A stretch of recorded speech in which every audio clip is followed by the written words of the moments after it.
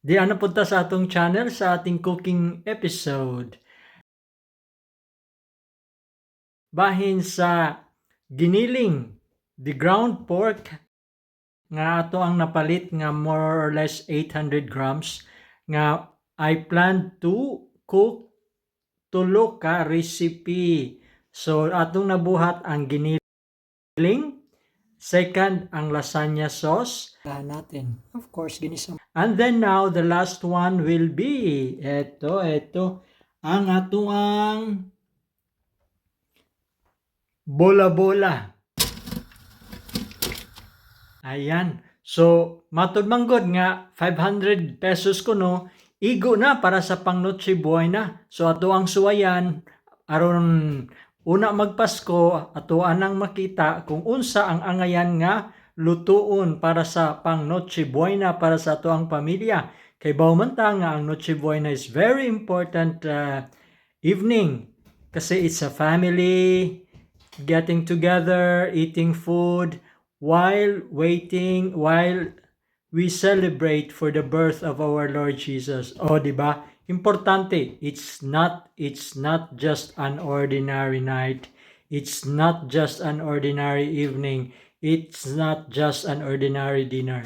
So, bisan kung kuwang ta sa mga atuang panalapi, pero we tried our very best nga maka-celebrate sa Noche Buena. So 500 pesos, igo ra kamo atong suwayan.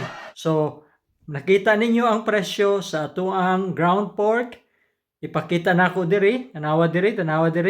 Muna ang presyo sa ground pork. Wala pa maapil ang mga presyo sa lamas. Oh, di ba? So matud pa sa ako ang igsuon nga karon sa patatas sa usa ka kilo diha sa atoa is 300 pesos.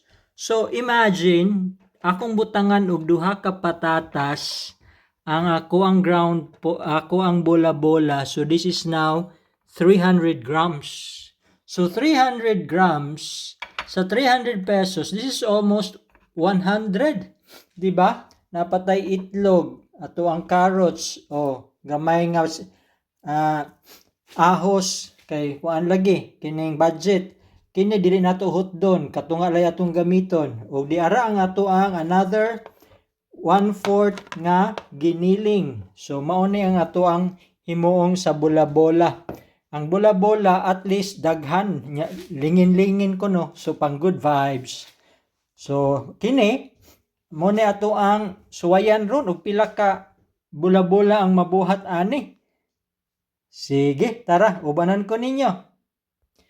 Para sa ating cooking episode. Sa mga bago, to those new, welcome to this channel. And thank you so much for coming. May you watch the whole video. And to those, our subscribers and followers, thank you so much for always supporting my channel. Tara, luto ta. Nagawa 33 bit size na mga meatballs.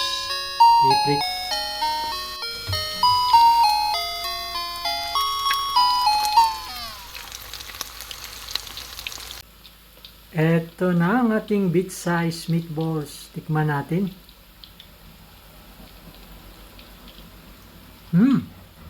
Sarap, lalo na't pag magkaroon din ng sausawan. Sarap nito. Ketchup o kaya any sausawan. Masarap ating bit size meatballs. Pwede.